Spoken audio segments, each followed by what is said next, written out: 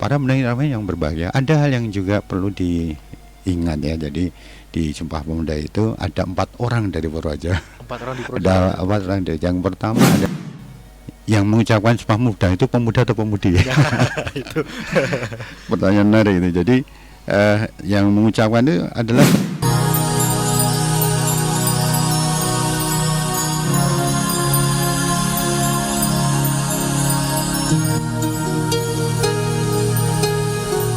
Assalamualaikum warahmatullahi wabarakatuh. Waalaikumsalam warahmatullahi wabarakatuh. 88,5 MHz Rama FM, top lagunya pasti infonya. Selamat malam untuk pendengar. Jumpa kembali bersama Dani Damara ya, tentunya di kesempatan malam hari ini, tepat di hari Rabu di 29 Oktober 2025 dalam dialog interaktif bersama Inner Motivation atau BIM ya. Pada kesempatan malam hari ini selama 1 jam ke depan yang akan membersamai pendengar di kesempatannya di hari Rabu 29 Oktober 2025. Dan sebelum masuk ke tema kita pada malam hari ini, kita sapa terlebih dahulu untuk narasumber kita yang sudah hadir di studio Irama FM. Selamat malam untuk Pak Pram Prasetya Ahmad. Selamat malam Mas Dani. Oke Pak Pram, mungkin sebelum masuk ke tema kita pada malam hari ini, mungkin bisa sampaikan terlebih dahulu apa saja yang ingin untuk menyapa-nyapa para pendengar kita. Monggo. Baik Mas Dani. Para pendengar Irama FM yang berbahagia di mana saja berada, semoga dalam kondisi yang tetap semangat, dalam kondisi yang semakin sehat. Sebelum kita masuk ke materi kita di malam hari ini, ada baiknya saya akan sampaikan yang pertama adalah ya ucapan selamat untuk DPRD Kabupaten Purworejo yang tanggal 27 Oktober yang lalu bertepatan dengan hari ulang tahunnya atau hari jadinya DPRD yang ke-77 ya, karena yang dipakai sebagai dasar untuk hari jadi, kebetulan juga dulu kami ikut di pembahasannya adalah penetapan seorang tokoh Purworejo, Haji Pamuji, sebagai anggota Badan Eksekutif DPRD, dan SK itu tertanggal 27 Oktober di tahun 1948. Penetapan ini menjadi landasan yang kuat karena kalau sekarang kan di DPRD ada istilah pansus ya, panitia khusus, ada badan anggaran. Nah dulu belum ada istilahnya badan eksekutif, namun badan eksekutif inilah yang kemudian berrapat berkaitan dengan anggaran, penetapan kebijakan yang kemudian dibiayai secara makro. DPRD saat itu karena menggunakan dasar Undang-Undang 22 tahun 48, belum ada pemilu ya kan, pada zaman merdeka 3 tahun kita baru merdeka, dilantik oleh bupati. Jadi dulu yang lantik bupati. Besok kalau ada DPRD hasil pemilu 55 itu nanti ada gubernur. Nah pelantikannya di gedung dulu namanya Gedung Serbaguna. Nah Gedung Serbaguna itu sekarang yang dipakai sebagai apa, Tosan Aji. Tosan Aji. Nah beliau Pak Haji Pamuji yang SK-nya beliau sebagai dasar penetapan hari jadi, kelak di tahun 60-an beliau menjadi kepala daerah. Jadi dulu ada istilah bupati dan ada kepala daerah karena menggunakan Undang-Undang 1 tahun 57. Dan ini kebetulan saja untuk SMA Negeri 1, Haji Pamuji ini juga tidak asing karena beliau lah yang kemudian memimpin delegasi Purworejo ke Jakarta menemui Menteri Pendidikan dan Kebudayaan saat itu, Profesor Dr. Muhammad Yamin, terkait dengan penetapan SMA Negeri. Jadi beliau itu ketua delegasi. Nah delegasi ini juga hadir atau diadakan karena ada istilah dulu namanya rapat rapat Dewan Rakyat, atau kalau sekarang namanya public hearing. Namun waktu itu rapatnya cukup besar, melibatkan sekolah-sekolah yang intinya kemudian membentuk delegasi untuk memohon kepastian Menteri Pendidikan dan Kebudayaan satu terkait dengan usulan SMA Negeri 1. Jadi hari jadi DPRD dasarnya adalah surat keputusan terkait pengangkatan Bapak Haji Pamuji. Beliau adalah anggota DPR RI yang cukup senior karena beliau jadi anggota DPR MPR itu 5 periode sejak tahun 63 sampai tahun 70-an. Nah, moga-moga dengan hari jadi yang ke-77 DPRD Kabupaten Purworejo semakin memiliki kapasitas yang diandalkan dalam rangka mengemban aspirasi, dalam rangka mengantarakan kebutuhan-kebutuhan rakyat maupun hal-hal yang kemudian menjadi kebijakan yang penting baik untuk pemerintah, masyarakat maupun juga untuk pembangunan secara umumnya. Mungkin itu Mas Dani. Oke Pak Pram, terima kasih untuk kesempatan kata kalimat pembukanya untuk kesempatan pada malam hari ini. Dan untuk para pendengar yang ingin menyatu bersama ini bisa menyatu lewat WhatsApp kita di 081 392 696 815. Nah Pak Pram, tema kita pada malam hari ini adalah mewaspadai bom waktu di kalangan pelajar dan juga Sumpah Pemuda. Ini kan ada korelasi nggak Pak Pram? Nah mungkin bisa sampaikan terlebih dahulu terkait dengan poin-poin yang akan disampaikan Pak Pram terkait dengan Sumpah Pemuda. Baik, para pendengar Irahim yang berbahagia di mana saja berada, kenapa kan hari ini kita bikin ada kayak dua judul karena yang pertama kita meneruskan yang kemarin, yang kedua kebetulan hari yang lalu kita memperingati Hari Sumpah Pemuda yang ke-97 ya, 97. Dan kalau dari sisi sejarah memang ada beberapa hal yang kadang-kadang terlupakan ya, atau mungkin jarang diungkap. Yang pertama adalah bahwa Kongres Pemuda kedua itu dilaksanakan di dua tempat. Jadi yang pertama itu dilaksanakan di gedung Katolik Jonglingbo, artinya gedung pemuda Katolik. Nah, gedung ini ada di Jalan Merdeka Utara, Jakarta Pusat. Jadi yang pertama. Tapi yang menarik yang kedua. Jadi yang kedua, Kongres Pemuda kedua itu dilaksanakan di asrama itu. Jadi di satu asrama asrama itu biasanya dipakai oleh mahasiswa Stovia, artinya mereka yang belajar di Stovia, sekolah dokter ya, itu di asrama itu atau di kos-kosan itu. Jadi yang perlu kita ketahui bahwa kos-kosan itu milik seorang Tionghoa namanya si Kok Leong. Mereka kemudian mempersilahkan para pemuda itu untuk melakukan kongres di situ. Jadi ada makna yang cukup menarik yang sering kita lupa, yaitu bahwa momentum Sumpah Pemuda itu juga momentum yang terkait dengan kebinekaan, pluralisme gitu ya. Ada yang berperan macam-macam dari berbagai wilayah di Indonesia, ada yang dari Sumatera, Sulawesi, dari Batak, dari Ambon, dari Jawa, Sunda dan sebagainya. Dan juga dari berbagai macam agama ya. Ada yang mungkin Konghucu yang ada juga yang dari kelompok muda Katolik, Kristen dan sebagainya. Jadi ada pesan pluralisme sejak awal negeri ini dibangun. Nah, kadang-kadang kita kan nggak umpamanya yang mengucapkan Sumpah Pemuda itu pemuda atau pemudi ya? Itu pertanyaan menarik itu. Jadi yang mengucapkan itu adalah seorang pemudi gitu ya. Jadi pembaca Sumpah Pemuda itu seorang wanita, bukan pemuda. Namanya Sumpah Pemuda, namun yang membaca seorang pemudi, ya pemuda juga kan. Namanya Yohana Masdani atau Yohana Manaf. Dia seorang keturunan dari atau aslinya dari Sulawesi Utara. Dia masih sangat muda, usianya 18 tahun. Nah, para peserta Kongres Pemuda kedua ini peserta ya, jadi nanti ada peserta, ada peninjau. Nah, peserta yang hadir itu rata-rata usianya antara 18 sampai 23 tahunnya. Jadi kita kadang-kadang bisa bayangin anak-anak muda seusia itu sudah mikir tentang basic ke depan tentang negara. Nah, mungkin kalau tidak ada Sumpah Pemuda, boleh jadi ada banyak hal yang menjadi permasalahan kita. Kenapa? Sampai hari ini kan kita alhamdulillah kita punya bahasa pemersatu. Sejak awal merdeka kita sudah punya bahasa pemersatu. Kenapa? Karena ada Sumpah Pemuda. Nah, kemudian ada salah satu putusan rapat dari Kongres Pemuda itu yang kadang-kadang mungkin juga jarang muncul, yaitu peserta menyepakati bahwa basic untuk bahasa Indonesia adalah bahasa Melayu. Nah, ini juga diputuskan di situ. Nah, dan Melayunya ini tuanya Melayu yang kemudian berkembang jadi bahasa Indonesia sampai hari ini.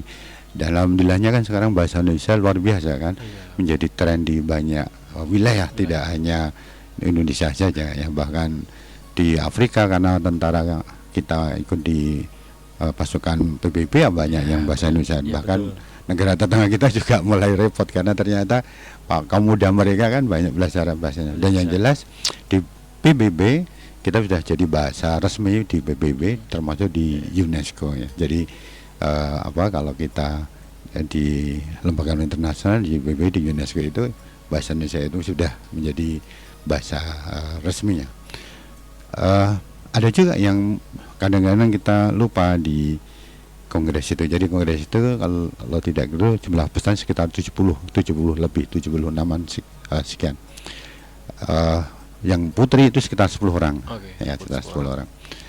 Kemudian waktu itu memang juga sudah disiapkan yang akan menyanyikan lagu Indonesia Raya ya. W.R. Supratman juga hadir sebagai peserta juga.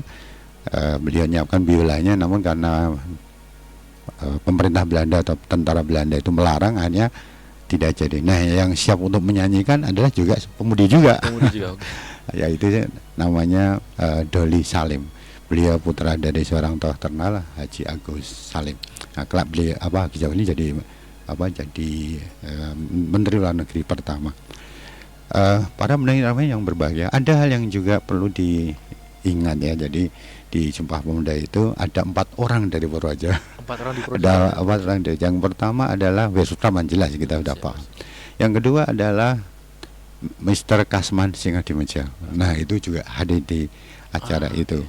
Beliau kelak jadi komandan Dai Danco Peta Jakarta, mengamankan Jakarta, mengamankan proklamasi kemerdekaan. Dan beliau juga lah yang kelak di awal kita merdeka, beliau lah yang kemudian meyakinkan Ki Bagus Hadikussumo yang kemudian merubah Piagam Jakarta menjadi Pancasila yang seperti sekarang ini. Jabatan cukup besar beliau. Nah, kemudian yang ketiga yang kalau di dalam catatan dia adalah seorang peninjau, yaitu Dr. Sulaiman. Dr. Sulaiman itu adalah waktu itu statusnya adalah sekretaris Budi Utomo, tokoh pergerakan. Jadi ketika Budi Utomo lahir, ketuanya adalah Dr. Wahidin, kemudian sekretarnya beliau.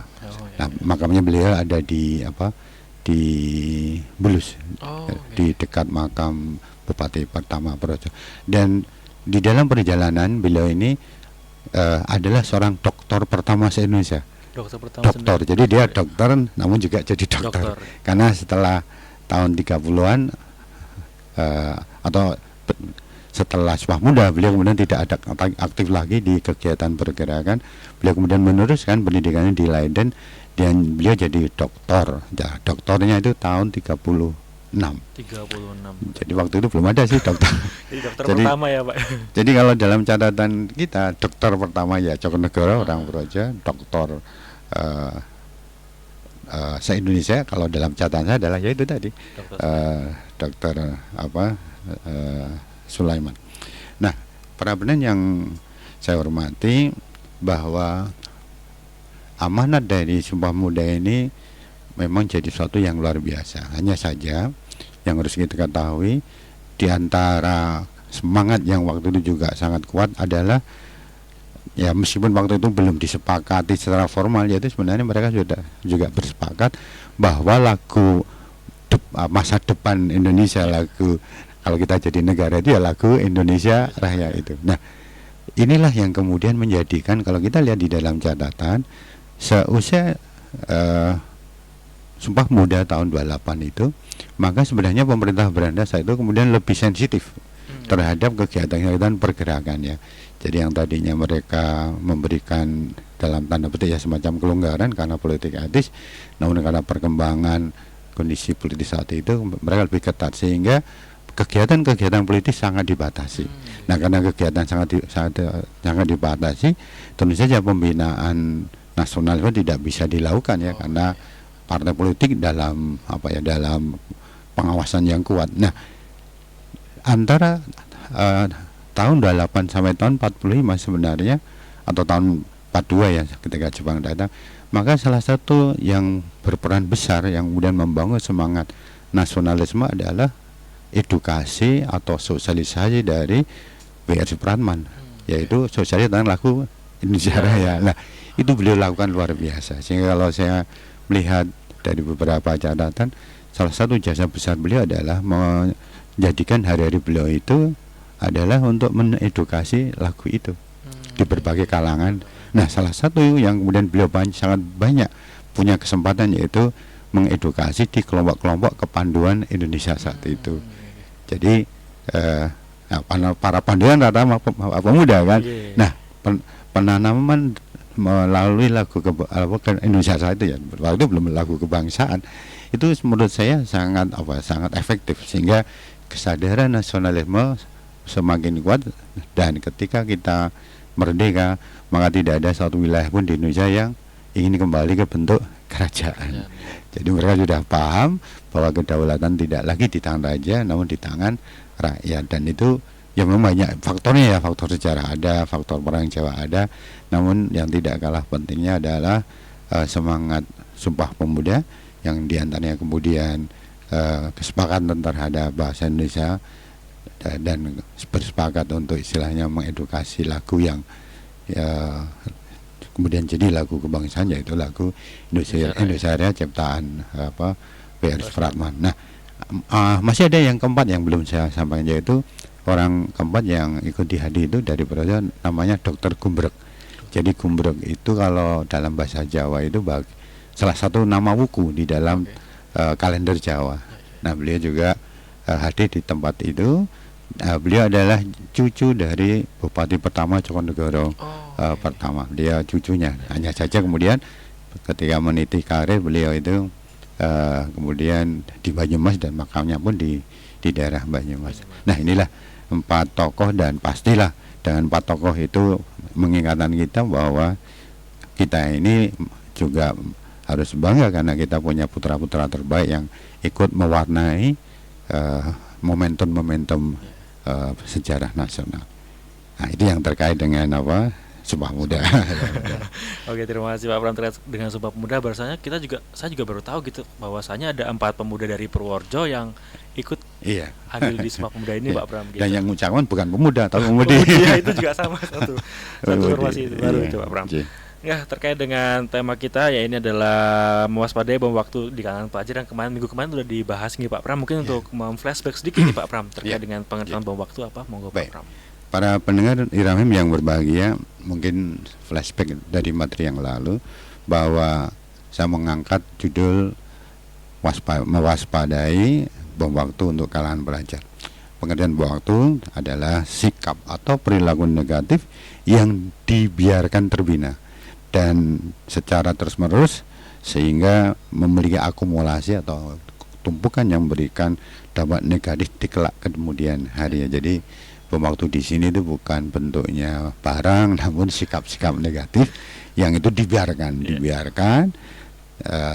bahasanya lembutnya dibina tanpa disadari terbina secara terus-menerus, dan akumulasinya atau tumpukannya itu kemudian berdampak negatif ya. Jadi seperti kalau kita bikin petasan itu, ketika petasannya dikasih lilitan 2 lilitan, mungkin ledakannya nggak seberapa, tapi ketika lilitan terus sampai ratusan lilitan, ketika meledaknya maka akan punya dampak yang luar biasa. Jadi bom waktu di sini adalah perilaku dan sikap negatif yang dibiarkan, tentu saja di saat mereka jadi pelajar. Demikian pengertiannya. Oke. Dan untuk pendengar yang mau bertanya-tanya bisa juga nih di WhatsApp kita atau SMS-nya di 081392696815. Nah, mungkin bisa disampaikan Pak Pram untuk jenis-jenis dari bom waktu ini sendiri. Baik. Pak Pram. Para pendengar yang berbahagia, ada beberapa yang kemudian saya sebut sebagai jenis-jenis bom waktu ya, yaitu sikap-sikap negatif yang kemudian dibiarkan terbina dan akumulasinya dampaknya negatif. Yang pertama adalah, kemarin sudah kita uraikan panjang lebar. Yang pertama adalah kesukaan pada pornografi ya, pada pornografi. Nah, tentu saja nanti kita jadi pahamlah apa sih efek atau apa dampaknya. Saya hanya mengulang yang materi yang kemarin, bahwa salah satu yang dirusak adalah sistem otak kita yang paling depan. Dan ini kemudian akan berdampak pada banyak hal ya, berkurangnya jumlah memori, berkurangnya daya ingat, dan hal-hal yang lainnya. Jenis bom waktu yang kedua adalah kecanduan terhadap game dari maupun gadget ya. Nah, tentu saja banyak aspek terkait dengan hal ini. Jadi sekali lagi gadget itu tidak hanya sekedar memberikan pancaran radiasi yang itu juga merusak sistem otak kita, gelombang otak kita, namun juga materi dari gadget, apalagi kalau game itu kan hanya bicara tentang membunuh dan dibunuh kan itu. Salah satunya itu, sehingga tentu saja banyak hal yang lainnya yang nanti akumulasinya akan berdampak. Nah, kemudian bom waktu yang ketiga di kalangan pelajar yang ini bisa berdampak negatif, yaitu sifat tidak disiplinnya, termasuk juga sifat semuanya sendiri ya, tidak mau diatur ya, diingatkan nggak mau ya. Kan banyak kasus sekarang. Banyak banget ya. Orang diingat, anak-anak diingatkan dia mau, malah lapor orang tuanya juga lucu juga ya. Malah menjadi kasus. Nah, sifat tidak disiplin adalah bagian ketiga dari bom waktu yang satu akan meledak. Kemudian yang keempat adalah sifat tidak menghargai maupun tidak menghormati. Nah, termasuk di dalamnya tidak beretika, tidak istilahnya tidak terkendali, suka kalau anak-anak itu suka berteriak-teriak tak terkendali ya, anggapnya kalau teriak itu ya, kalau teriaknya di rumah monggo, tapi kalau di sekolah lingkungan sekolah ganggu. Tidak hanya ganggu teman, mungkin ganggu kelas yang lainnya, atau bahkan suaranya sampai sekolah. Termasuk juga istilahnya tidak beretika, tidak memiliki sopan santun.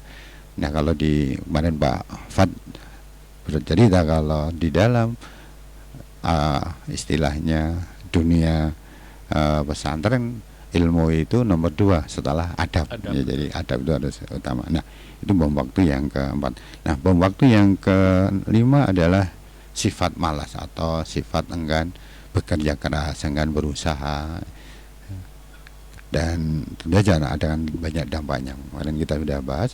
Kemudian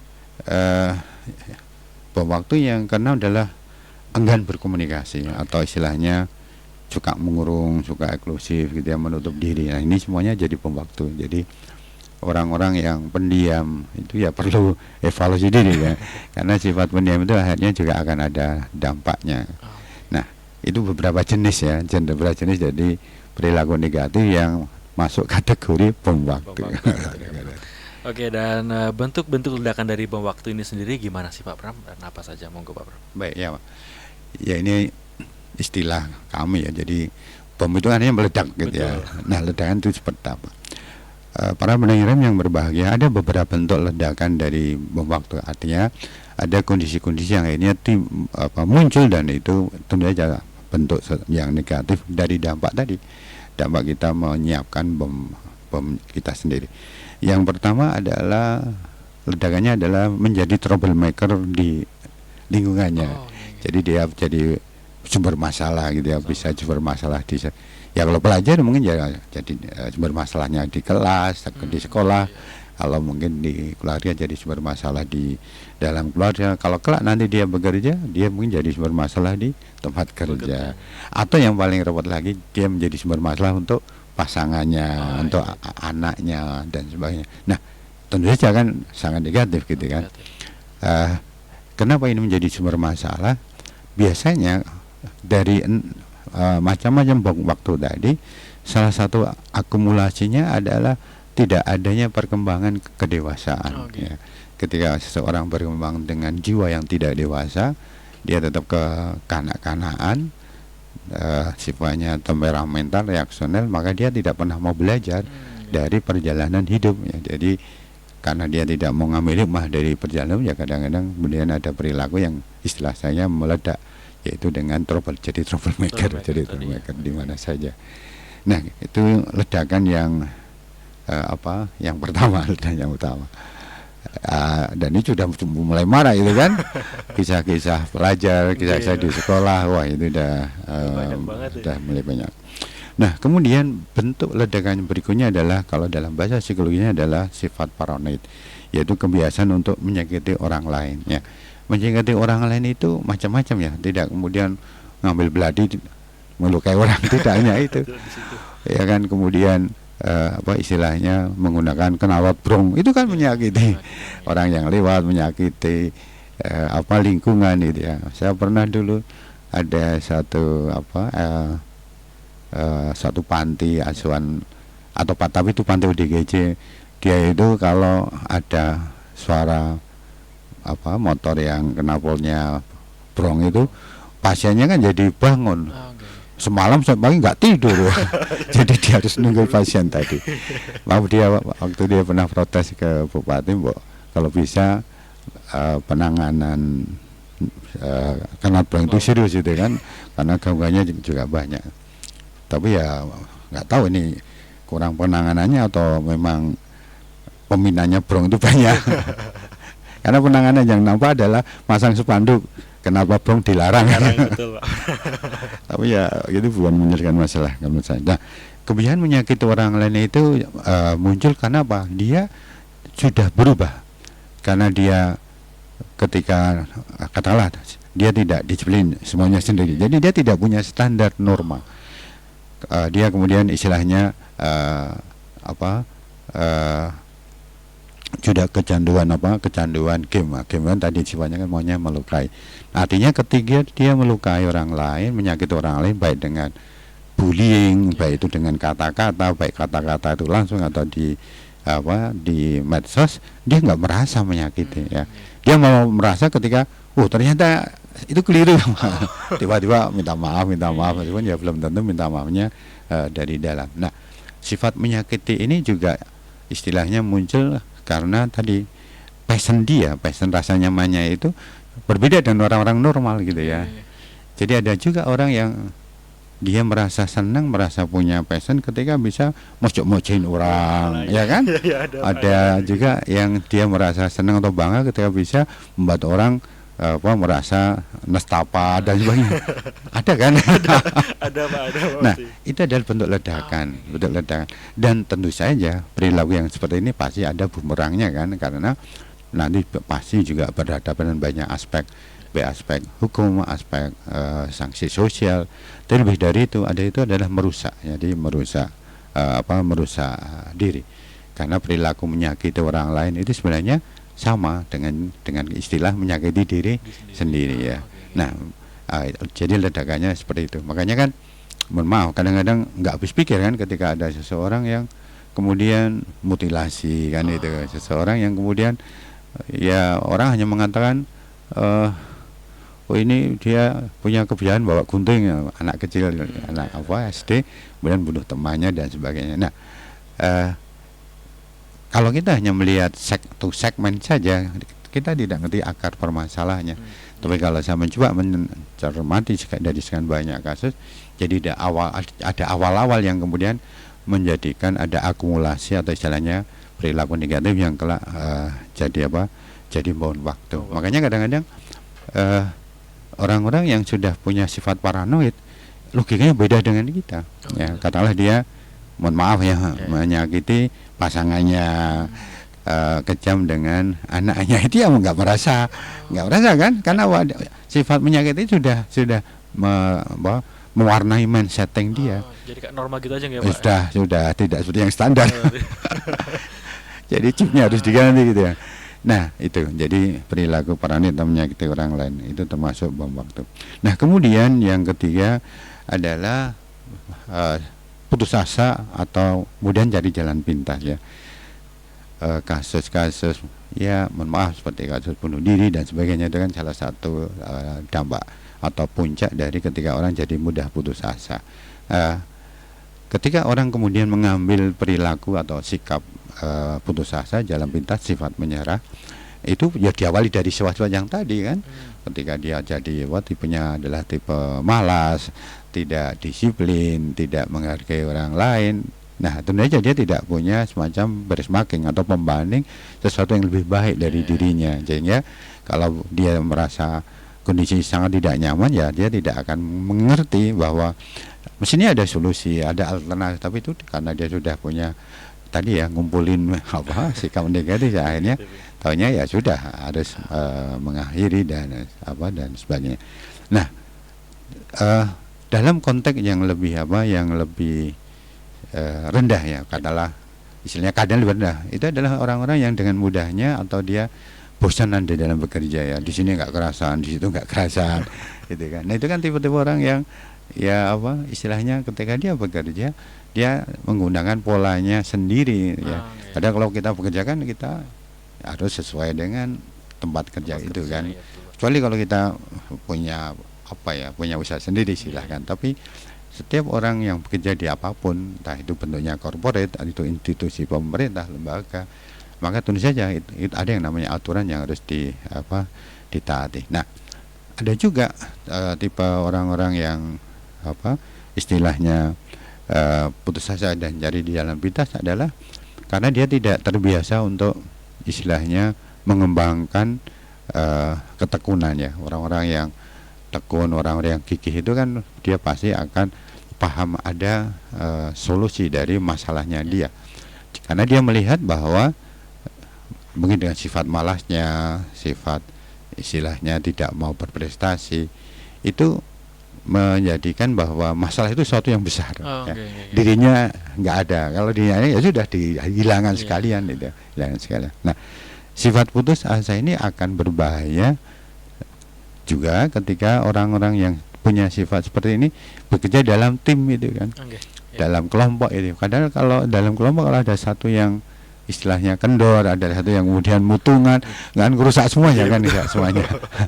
Nah itu, ini sebagai ledakan-ledakan yang terjadi di masa depan ketika kita mengakumulasi perilaku-perilaku yang tadinya. Nah kemudian yang berikutnya lagi adalah ledakan dari waktu di awalnya di era belajar, untuk yang akan datang adalah ledakannya adalah bentuknya adalah tindakan melanggar hukum ya, melanggar hukum. Dia tidak kadang-kadang bukan tidak paham gitu kan, katakanlah melanggar lalu lintas, kira-kira lalu lintas kan sudah nggak dipahami kan. Akan dipahami pasti udah. Paling enggak ya yang namanya rambu-rambu udah ngerti gitu kan. Kalau janji ya paling enggak ya pernah ditanya-tanya gitu ya, bukannya nggak tahu namun niatnya memang melanggar. Nah dalam kondisi yang karena dia sudah terbiasa katakanlah melanggar karena maunya sendiri, tidak menghargai orang lain, efeknya apa? Efeknya pelanggaran kecil itu dianggap biasa, semakin ke depan semakin biasa. Nah ketika dia mohon maaf dia jadi yang memegang amanah terkait dengan keuangan negara, ya sudah nggak merasa biasa sudah. Ya, dapat uang segini biasa kan gitu ya. Anggapannya kalau bisa mendapat dengan cara apapun ya sudah biasa, tidak ada lagi pemahaman bahwa ini konsekuensinya adalah bagian yang disebut sebagai gratifikasi, ini bagian yang disebut sebagai korupsi, manipulasi dan sebagainya. Udah nggak terasa ya, karena sudah terbiasa melakukan hal yang kecil. Oleh karenanya memang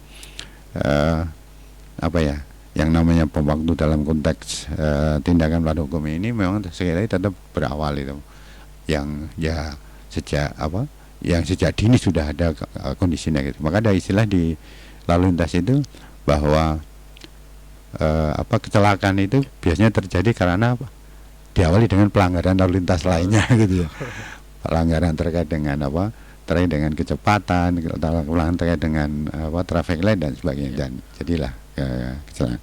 Nah, konteks ini menjadi penting. Artinya apa? Kalau kita bicara di era sekarang, maunya ada banyak istilah, ini perlu ada pendidikan anti korupsi di pelajar gitu kan.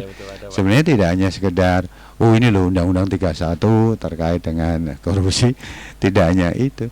Ini loh wajah para koruptor banyak. Tapi sebenarnya yang yang juga penting adalah tadi pemahaman tentang waktu tadi ya, sifat malas, sifat semuanya sendiri, sifat tidak menghargai, sifat tidak disiplin dan sebagainya. Itu adalah awal-awal yang sebenarnya menjadi penyebab kenapa orang kemudian melakukan korupsi dan dan sebagainya. Jadi memang kemudian kalau ditarik lebih dalam lagi, ini sangat terkait dengan nilai-nilai ya, terkait dengan karakter dan sebagainya. Jadi ya memang ya istilahnya kalau kita ingin menjadikan ke depan generasi kita generasi yang istilahnya tidak menghukum, ya tadi pastikan bom waktu itu bisa kita tiadakan. Nah kemudian ada ledakan lainnya yang saya menggunakan istilah adanya deviasi perilaku secara psikologi, termasuk umpamanya mereka-mereka yang punya kelainan seksual gitu ya, seksual.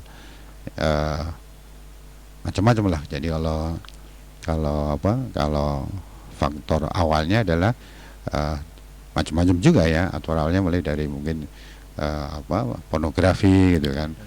Kemudian awalnya laki adalah kemudian tidak adanya kepembiasaan disiplin baik di rumah, di sekolah dan sebagainya. Kemudian berawal juga dari kebiasaan bahwanya tidak menghargai orang lain, tipenya menyakit, dan akhirnya kemudian ada deviasi seksual ya, macam-macam. Nah, kemudian yang keenam, ledakan yang bisa terjadi ketika seseorang pelajar ini menyiapkan waktunya adalah saya menggunakan istilah penyakit kronis dari dari aspek degeneratif. Jadi sekarang ini cukup banyak penyakit di kalangan pelajar, karena ada yang usianya 13, 14. Ini cerita teman-teman yang hemodialisa dan cuci darah. Itu sudah cuci darah gitu ya. Usia berapa ini ya? Kalau 13-15 tahun? 13-15 mungkin kelas SMP. SMP kan itu. Nah, ya tentu saja ini sangat mengenyawan salah satu bentuk ledakan. Nah, kalau sudah menganalisa satu orang, dua orang kan nanti pasti harus pakai diagnosa. Namun yang jelas penyakit kronis atau penyakit harusnya itu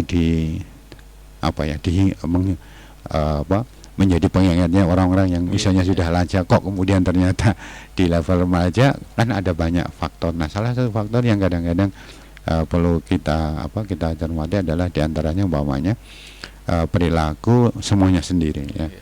Karena kalau kita sudah terbiasa dengan perilaku semuanya sendiri, itu kan tubuh hanya kan juga mengadopsi pengertian semuanya sendiri kan itu ya. Sehingga sistem tubuh pun tidak pada standar ya, maka muncullah pola-pola radikal bebas, muncullah kemudian penumpukan mungkin lemak, pembengkakan kelenjar yang efeknya kemudian berdampak pada penyakit tersebut. Nah, ada juga umpamanya penyakit ini juga bisa muncul karena melemahnya sistem tubuh ya, sistem energi tubuh, karena penggunaan gadget yang berlebihan ya, karena gadget itu nempel terus, padahal tubuh kita kan juga jadi antena untuk gadget kita, sehingga kita pun juga terpapar frekuensi seluler tanpa kita sadari, dan itu kemudian mengurangi potensi atau elektrik tubuh kita ya. Makanya penyakit kronis yang kemudian ada di mereka-mereka yang dalam tanda petik masih usia muda itu bisa jadi dari perilaku tadi ya, utamanya penggunaan gadget dan sikap. Jadi sekali lagi jangan dikira ya bentuk etika itu nggak ada manfaatnya untuk kesehatan. Jadi sekali lagi etika atau sopan santun, pandai bertutur kata atau berkomunikasi ini nanti berdampak pada kesehatan ya. Memang kalau diuraikan cukup panjang, namun yang jelas kalau kemudian seseorang itu sekali lagi tidak punya etika semuanya sendiri, sekali lagi tubuh juga akan mengafirmasi ya, tubuh jadi semuanya sendiri ya, semuanya sendiri. Nah, itu ledakan yang keenam ya. Nah, kemudian jenis ledakan yang berikut lagi dari perilaku negatif dari yang disebut sebagai bom waktu adalah sikap tidak adanya kemandirian. Jadi sangat bergantung. Nah, sangat bergantung ini kemudian menjadikan percaya dirinya juga akan rendah kan. Nah, kalau seseorang itu percaya diri rendah, yang terjadi adalah dia merasa inferior ya, merasa belum apa-apa sudah menyerah ya.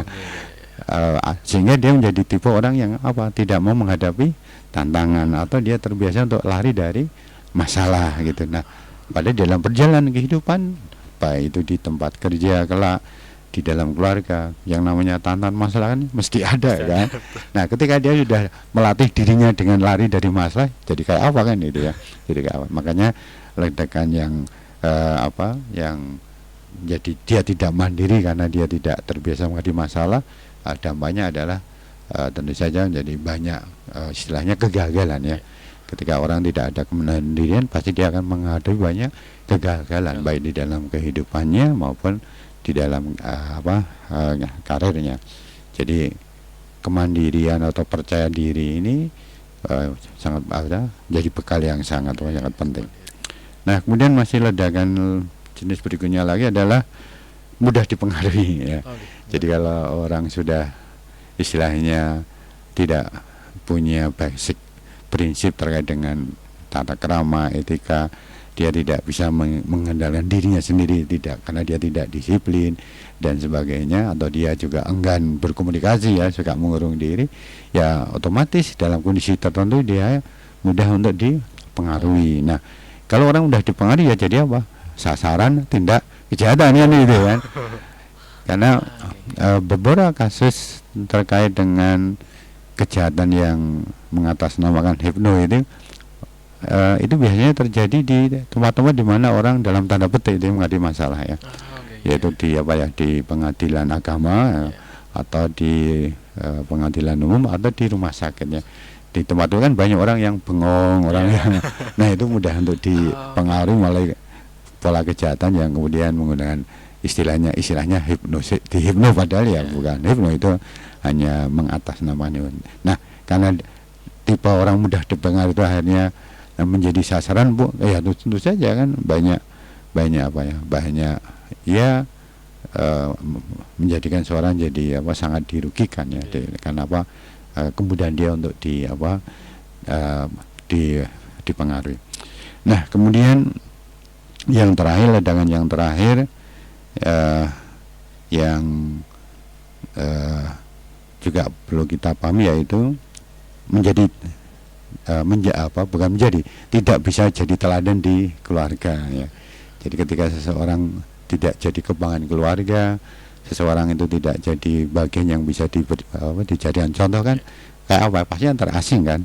Nah, itu yang kemudian pasti akan munculkan banyak kondisi negatif kan. Karena di dalam kehidupan kita kan perlu banyak teman gitu kan, kita perlu banyak saudara. Nah, makanya kalau di internal keluarganya kok sudah juga dihasilkan, apalagi nanti di lingkungan yang lainnya, menjadi sesuatu yang sangat sangat negatif. Nah, ini beberapa jenis ledakan, meskipun mungkin kalau kita runtut dari berbagai macam kelemahan tadi ya, jenis-jenis bom waktunya mungkin cukup banyak ya. Saya memang mencoba mengumpulkan ini dari AI ya. Jadi katakanlah saya mengumpulkan pertanyaan, kalau seperti ini nanti dampaknya apa kan, itu banyak banget. Wah, itu kalau itu diceritakan mungkin bisa sekian season itu panjang. Nah, mereka artinya AI itu pasti juga punya sumber data ya. Nah, memang kalau saya campur di sumber data yang lainnya juga muncul lah hal yang kemudian menjadi dampak dari tadi yang saya sebut sebagai bom waktu. Makanya harapannya adalah kalau kita memahami bahwa ini di kalangan pelajar kelak akan jadi bom waktu, maka selama belajar ya harapannya ini bisa dieliminir sehingga tidak terjadi. Demikian Mas. Jadi tadi itu merupakan bentuk-bentuk ledakan dari apa yang kita lakukan semasa kecil bisa berakibat di masa depan gitu Pak Pram. Iya.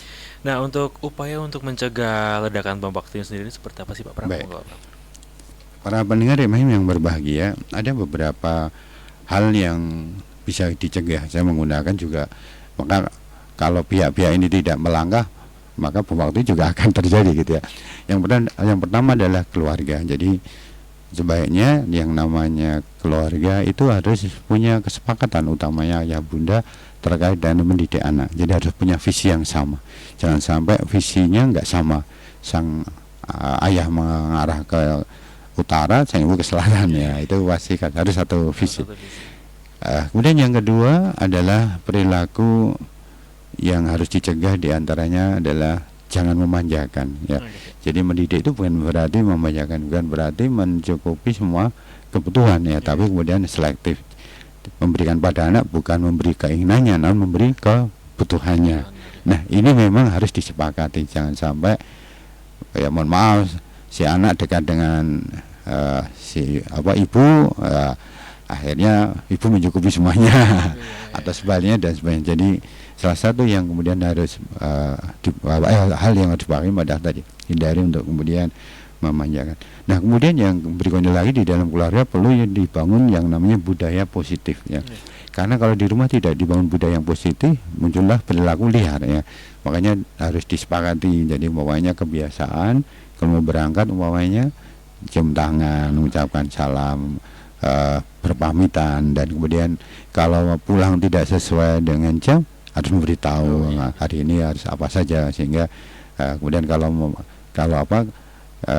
yang lainnya pokoknya kalau melanggar mungkin harus ada konsekuensi. Ini memang harus dibangun budaya ini.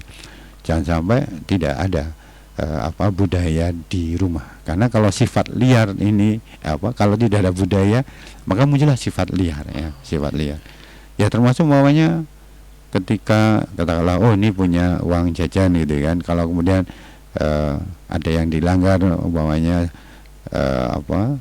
ya pulang kemalaman tidak sesuai, atau kemudian ada sesuatu yang tidak sesuai dengan sepakati bersama ayah bunda, ya mungkin sanksinya hari besok dikurangi. Jadi anak dilatih antara penghargaan dan punish, ya, reward dan punishment. Nah, kemudian yang juga di dalam keluarga perlu diupayakan, jangan sampai keluarga itu membela tanpa pertimbangan, ya. Jadi jangan sampai kalau kita bicara tentang membela anak, ya kita pertimbangan posisinya di mana anak kita, posisi salah atau benar. Nah, kemudian juga yang bisa diupayakan oleh keluarga untuk tidak terjadi bawang itu adalah membiasakan memberikan nasihat. Jadi nasihat itu sesuatu yang dibiasakan, harus ditulis gitu, katakanlah ini bulan ini atau minggu ini penasihatan apa. Jangan sampai hari-hari berlalu tanpa ada nasihat. Gitu ya. Iya kan? Jangan sampai, karena akhirnya anak merasa nggak ada kendali kan gitu. Tapi kalau hari ini orang tua paham, minggu ini nasihatnya baru sekali. Mungkin baru ibu, mungkin bapak gantian nasihat. Jadi harus dijadwal, karena nasihat itu kan nanti arahnya ke motivasi. Artinya di dalam penasihat itu juga harus ada motivasi, menyemangati, meyakinkan bahwa anak itu bisa. Nah, termasuk juga dalam penasihatannya adalah upaya untuk membangun komunikasi sehingga orang tua menjadi tempat curhatnya anak, ya, bukan anak curhat ke tempat lain ya gitu. Nah, kemudian yang di keluarga yang juga perlu diupayakan adalah peduli atau ngecek terkait dengan pergaulan temannya siapa dan sebagainya, kan kita jadi bisa paham. Kemudian juga memastikan sekali lagi nilai-nilai etika, nilai-nilai budi pekerti itu harus diceritakan. Nah, nilai-nilai budi pekerti itu sekali lagi itu yang pas bicara pas semua itu orang tua. Jangan kemudian orang tua mengatakan ini semuanya sekolah kok. Nggak bisa. Kalau sudah nilai-nilai budi pekerti itu orang tua. Karena pada saat sang orang tua menyampaikan, kan orang tua dan anak ada ikatan batin, sehingga kalau bicara tentang etika budi pekerti itu pasti yang lebih masuk, ya, istilahnya, daripada kalau yang guru. Nah, kemudian yang penting juga dalam rangka mencegah bom waktu tadi adalah rutin mendoakan anak, ya. Dan tentu saja doa itu sesuai dengan kebutuhan anak, ya, tidak istilahnya tidak asal berdoa. Kemudian juga orang tua perlu membiasakan untuk mengendalikan diri. Jadi jangan sampai ketika marah itu menasihati, ya, atau ketika marah diluapkan sehingga anak itu melihat. Ini jangan sampai, ya, karena anak yang melihat orang tua bertengkar itu nanti efeknya di kemudian hari luar biasa gitu kan, akan berbalik gantian orang tua yang harus merasakan ketakutan di kelak kemudian hari. Makanya kalau orang tua marah itu sebaiknya ya ingat-ingat itu, ya. Ini anak di rumah nih, aja marahnya pakai W aja. Diketik aja, ya, diketik aja. Ini saya marah. Nah, yuk kepiye makanya. Yaudah ditunda dulu, nanti besok marahnya di alun-alun. Nah, pokoknya begitu. Karena efeknya luar biasa. Nah, kemudian yang juga istilahnya penting yaitu menjaga iklim harmonisasi di dalam keluarga. Jadi harmonis, komunikasi yang baik, hubungan yang mesra ibu dan anak itu bukan untuk kepentingan dia, tapi dalam rangka menciptakan pancaran kesejukan di dalam rumah. Makanya jangan sampailah di rumah ini terlalu banyak teriak-teriak gitu, ya. Bisa juga istilahnya orang teriak itu bukan karena marah, namun tetap yang namanya teriak antaranya itu tidak bagus. Nah, salah satu upaya menjaga harmonisasi terkait dengan terkait dan mencegah bom waktu di kalangan pelajar adalah membiasakan untuk bermusyawarah, ya. Artinya umpamanya sang ayah minta ini besok setting meja kamar depan dirubah. Itu kemudian dan anak baiknya gimana anak ini kursi yang panjang di mana pokoknya itu. Nah, atau sang ibu punya ide, besok ini hari libur saya tak buatkan menu untuk keluarga gitu, pokoknya membuat bubur apa ya, gitu, Pak, ya. bubur jengkol atau bubur apa terserah. Nah itu disepakati. Nah itu besok mau ini hanya resepnya apa gitu. Nah berkomunikasi seperti ini nanti berdampak luar biasa. Karena apa?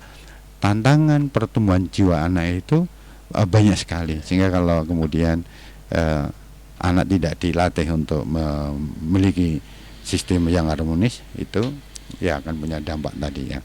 Baik, itu yang pertama terkait dengan mencegah dari sisi mana, sisi keluarga. Ya, keluarga. Nah yang kedua adalah dari sisi sang pelajar itu sendiri ya, dari si anak, agar tidak terjadi ledakan bom waktu tadi, maka sebaiknya anak itu siswa ya, baik itu SD sampai SMA, itu senantiasa sudah punya cita-cita, membiasakan punya target ya, punya target.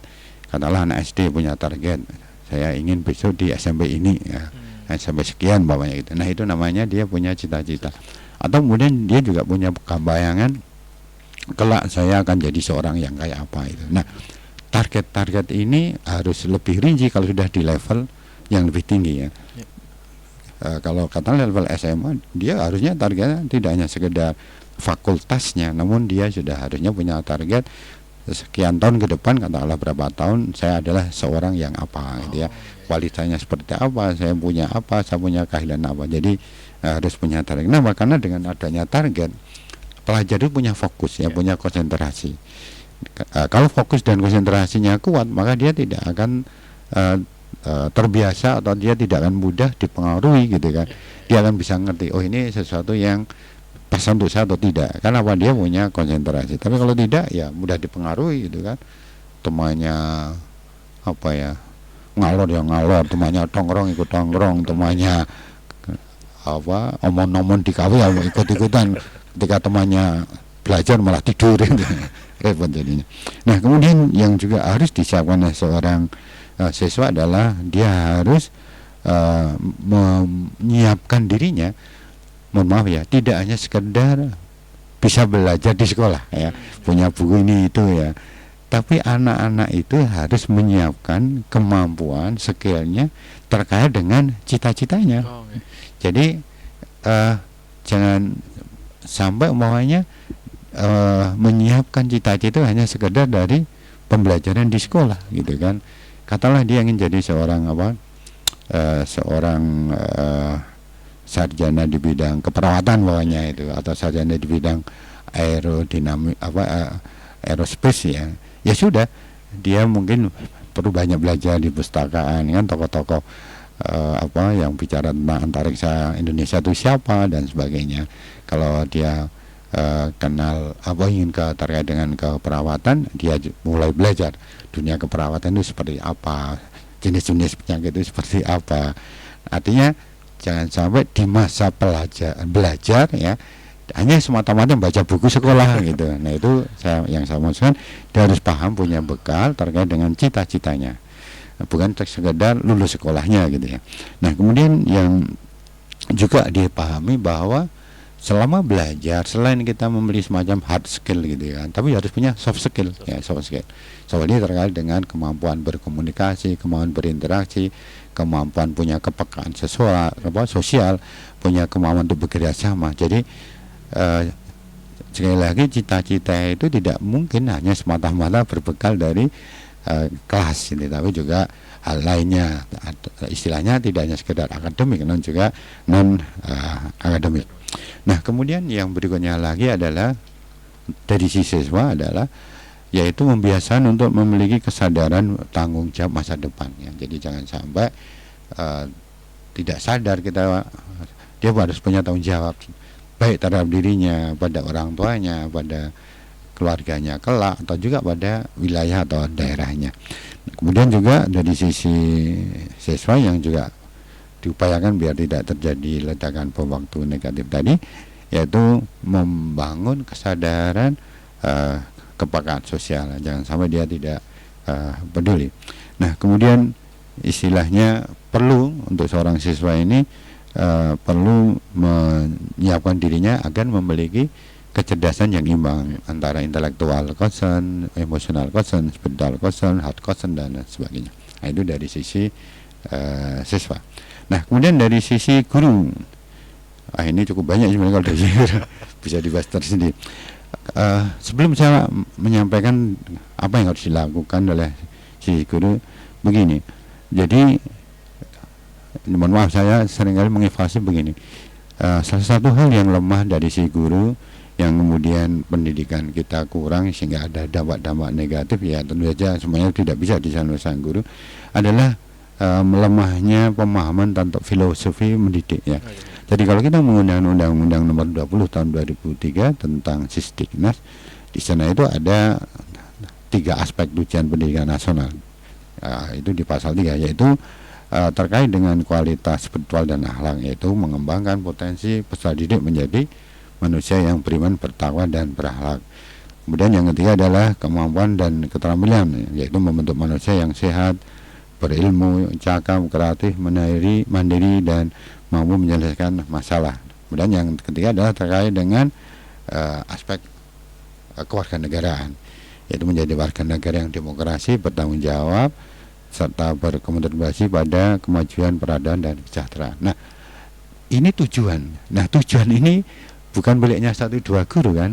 Artinya apa? Artinya yang perlu dibangun dalam teman-teman guru untuk mencegah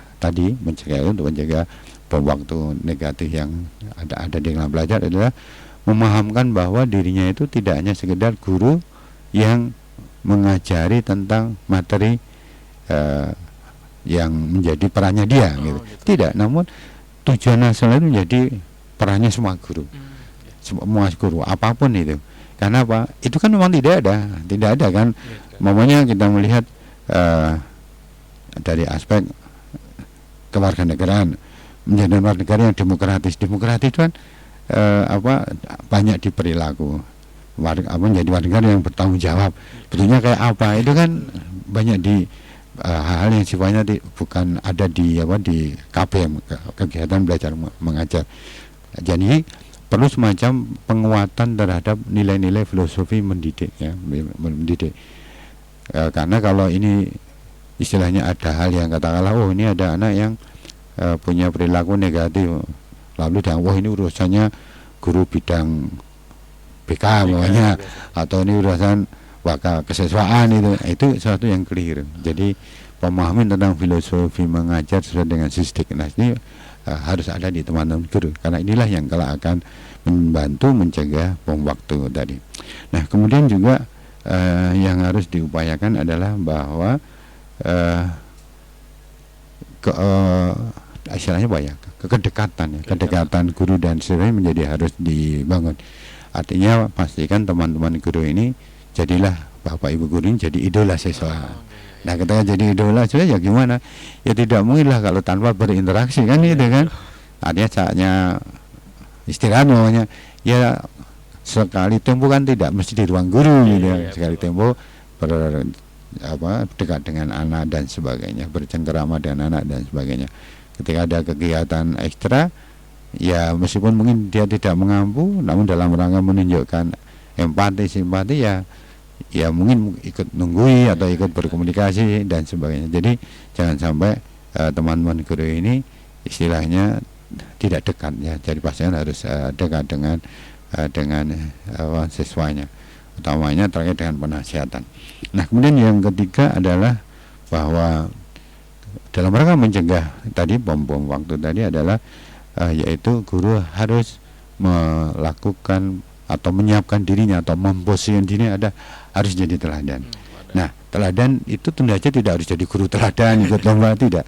Teladan dalam banyak aspek kan, menjadi contoh baik banyak aspek, apa saja aspek etika, aspek ketepatan waktu, aspek kerapian dan sebagainya. Jadi banyak cara untuk dipilih oleh teman-teman guru untuk menjadi teladan.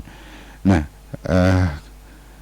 kemudian juga yang harus diupayakan oleh teman-teman guru atau istilahnya ya sekolah, yaitu selalu menjaga soliditas dan kekompakan ya. Jadi jangan sampai di sekolah itu guru tuh ada blok-blokan. Oh, ini bloknya kepala sekolah, ini bloknya wakil. Itu repot. Atau kepala sekolah dalam masalah, guru yang lain malah nimpali maunya gitu. Jadi harus solid, harus ada kekompakan. Karena apa? Itu nanti akan berpengaruh pada anak-anak ya. Ketika dia paham, Bapak Guru kompak, anak juga dipahamnya. Kemudian yang berikutnya adalah Bapak Ibu Guru perlu membangun budaya yang jadi kebanggaan sekolah ya. Makanya perlu Bapak Ibu Guru menciptakan katakanlah yel-yel ya, yang di sekolah ini penting, dan juga dibangun budaya yang terkait dengan istilahnya semacam SOP ya, standar paling prosedur. Kalau anak siswa lewat, alurnya seperti ini bawahnya. Kalau anak lewat ruang guru sebaiknya seperti ini. Kalau anak mau ketemu guru maka SOP-nya seperti ini, ketuk pintu, ucapan salam, menyapa, lalu apa, dan itu bagian dari yang disebut budaya sekolahnya. Kemudian yang berikutnya lagi yang harus dilakukan oleh Bapak Ibu Guru adalah untuk memastikan jangan sampai ada pembiaran pelanggaran. Jadi jangan sampai ada pelanggaran itu dibiarkan. Katalah anak tidak tertib, anak istilahnya tidak menggunakan atribut dengan baik, dan itu adalah peran semua guru, bukan 1-2 guru. Nah, kemudian juga yang harus dipastikan untuk dilakukan di sekolah lah teman dan guru adalah perlu membangun yang namanya penanam nilai-nilai budaya bangsa ya. Katalah kalau kita di Jawa ya sudah, nilai-nilai Jawa itu yang seperti apa itu harus dibangun. Nah, kemudian yang juga harus dilakukan oleh teman-teman Bapak Ibu Guru untuk mencegah waktu yang ada di anak-anak pelajar, yaitu perlu membangun komitmen, ada semacam kesepakatan antara Bapak Ibu Guru, manajemen sekolah, dan siswa terkait dengan apa sih yang harus disepakati bersama. Nah, ini beberapa hal upaya yang bisa dilakukan sehingga harapannya bom waktu yang bisa mengancam anak-anak itu kelak tidak terjadi. Demikian Mas Dani. Oke Pak Pram, dan tidak terasa waktu udah 1 jam loh. Iya. Nah, moga Pak Pram untuk closing statementnya bisa disampaikan. Baik. Untuk tema kita hari ini, moga Pak Pram. Para pendengar kami yang berbahagia, alhamdulillah kita telah selesaikan beberapa hal. Tentu saja materi ini belum sempurna, artinya apalagi kalau Bapak Ibu Guru yang lebih paham dengan dunia pendidikan, dunia pelajar, dunia kesiswaan, tentu akan ada banyak catatan-catatan yang lain yang kemudian bisa menyempurnakan. Namun moga-moga materi ini menambah wawasan, juga bisa memberikan beberapa hal yang kemudian mengingatkan kita bersama. Saya mohon maaf apabila ada yang kurang berkenan, dan saya akhiri. Wabillahi taufiq wal hidayah. Assalamualaikum warahmatullahi wabarakatuh. Waalaikumsalam warahmatullahi wabarakatuh. Terima kasih lagi untuk Pak Pram untuk tema kita pada malam hari ini, dan tentunya semoga bisa bermanfaat untuk semua para pendengar kita. Dan untuk pendengar jangan dilewatkan, karena saya ini kan hadir harmoni keroncong bersama saya Dani Damara. Pastikan untuk tetap menyatu bersama di Irama FM.